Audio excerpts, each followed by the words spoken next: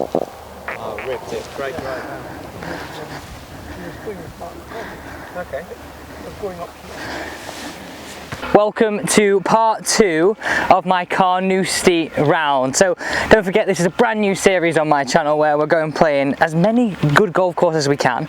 This is the third one on our roster, and we've been invited by the AIG Women's Open to play Carnoustie. We played the first 5 holes, so go and check out part 1, and currently we're 3 over. We've just hit a beauty down Hogan's Alley, par 5, see if we can get up in 2 on the 6th. So we've just hit a beaut down Hogan's Alley, but have a look at this out of bounds all down the left. To be honest though, wind off the left for me, ball teed down slightly. I feel like it sort of really suits my game. Yeah, I know you can't miss it right, but it's a comfortable one. There's always holes, isn't there, right, where you feel more comfortable, but even if you don't, commit, absolutely commit. Okay, let's try and hit this in 2. 201. Going true Ben Hogan fashion. According to the member that you saw at the end of part 1, peely fade off the out of bounds. I think we're going to need a bit of Ben Hogan magic here. 205.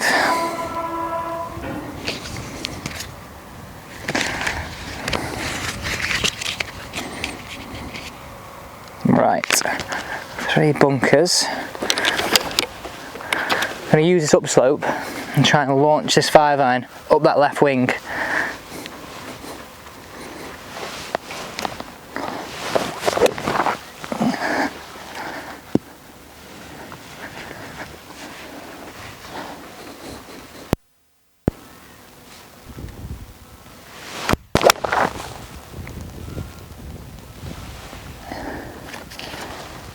Now, I said in the last vlog we did at Montrose that these irons go a little bit shorter than what I am actually used to. So the reason I went 5-iron there, it was a little bit downwind off the left. I thought, well, I don't want to be sort of guiding one in there. I'm always better hitting a full shot. And as I sort of found with the course guide, and I've sort of found so far, short doesn't tend to be too bad. Long looks terrible on this hole. So I was really just sort of playing into that as my advantage there. Bit of an upslope, pound the 5-iron. It's also a little bit easier to hit, right, than a 4. We need a birdie. We're 3 over par. After my Montrose playing, I really need to get back on this. Landed all the way there. It's a difficult thing. If it actually landed a bit shorter, we probably would have managed to get sort of up this a little bit, killed it on the upslope. But nevertheless, 2 putt here. We'll get one back.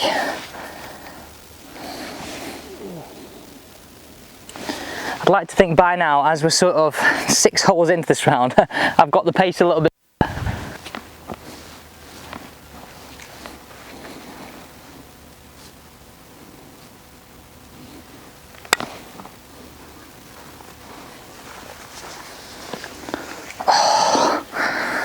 I honestly believe if I hit that, I had a quarter of a chance. You're right. Yeah, please.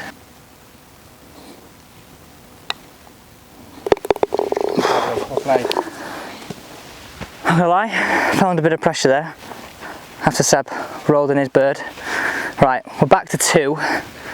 Good start to part 2. Let's move on to the next. What I'm thinking here is, went a little bit off the left, similar direction to we played the last hole.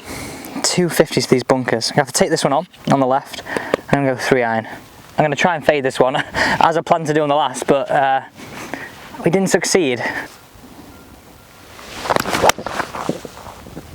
Come on, wind. It's it.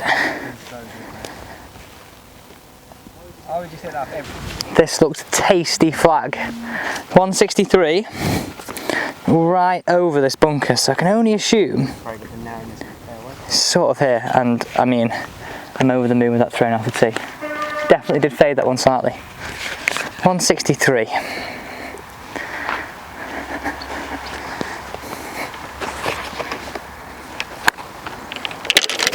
I'm gonna go with that 7. I know that bunker sort of makes it look a bit intimidating, but there's a bit of room over that. So I'm gonna go straight at this. Try to anyway.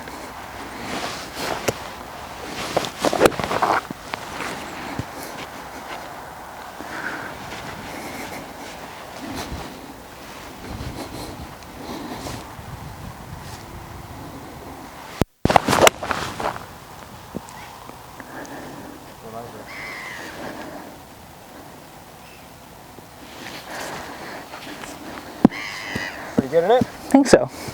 Yeah. Did the wind stop that? Yeah, I thought it was sort of drifted and then just sort of stopped.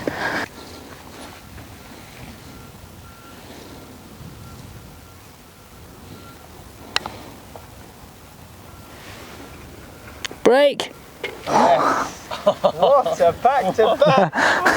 Right, sweet part. Back to back. Beautiful, play mate. Thanks very much.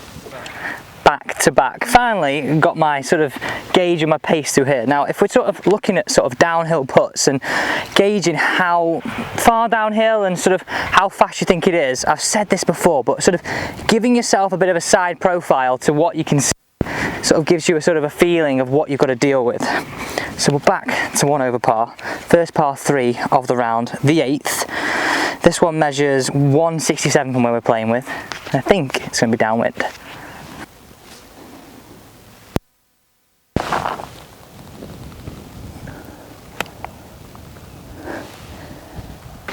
Okay, so I had 146 to the front, and I was playing for that front number to be honest, because it was 160 to the flag, and I thought, anything downwind, I like to feel I've got loft in my hand, so I went with 9-iron. Played it beautifully, and I thought, oh, I've hit it good, it just started to drift on the wind, and I'm possibly going to have not a great lie in this bunker. But you know what, right?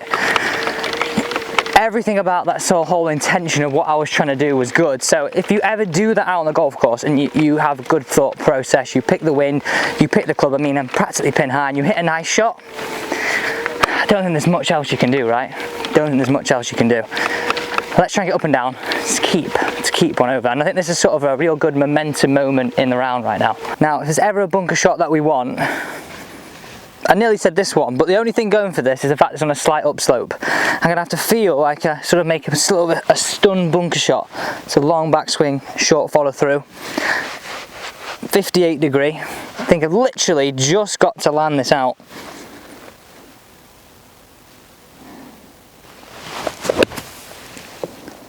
Oh. You know what, I didn't think I could leave that short. That deserved more.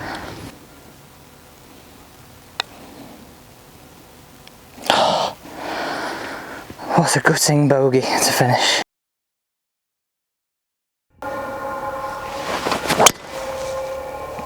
Healed it. Get lucky. We'll find it.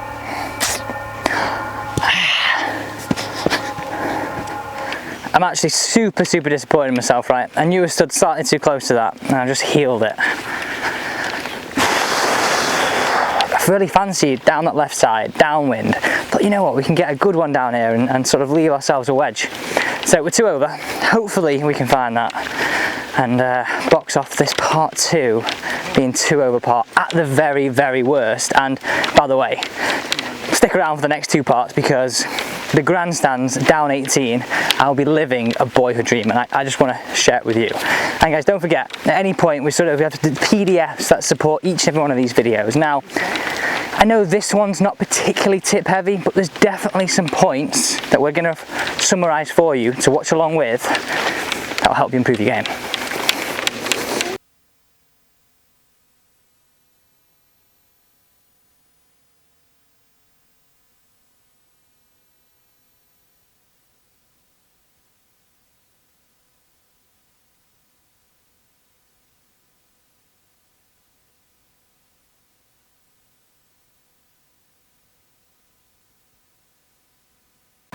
So that is the end of part 2. 9 holes done and we are 2 over par. Don't forget, coming up on the final 2 parts of this series are 1, what do we think of the overall golf course? 2, what is my final score? And playing with the grandstands on 18. Boyhood dream. Don't forget to tune in next week, Monday, Tuesday, for part 3 and part 4.